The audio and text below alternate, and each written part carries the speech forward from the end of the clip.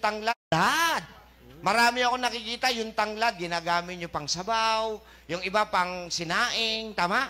Pero alam nyo ho ba na ang tanglad po ay pwedeng gawing tsaa?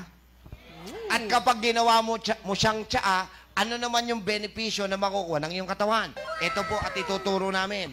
Isa-isa. Okay. Ano ang kayang gawin ng lemongrass? Number 1. Relieving anxiety. Okay, bakit? Many people find sipping hot tea. Ano yung anxiety sa Tagalog? Marami kayong naririnig, nagkakamali.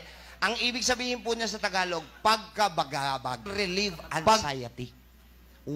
Just one cup of sipping it. Okay? Next, ano pang kayang gawin ni lemongrass? Lowering cholesterol. Ang lemongrass ay nakakalusaw ng cholesterol sa loob ng katawan natin.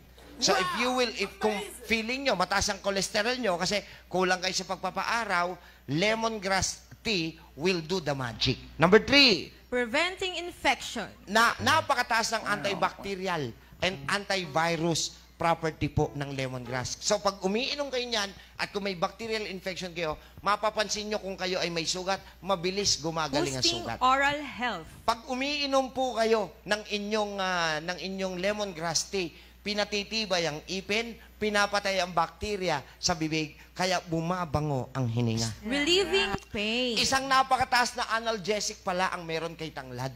Kaya kung kayo ay mahilig magtanglad, if you do have pain at uminom kayo ng lemongrass tea, i-relieve niya yung pain ninyo. Ituturo ko kung paano nyo gagawin, ha?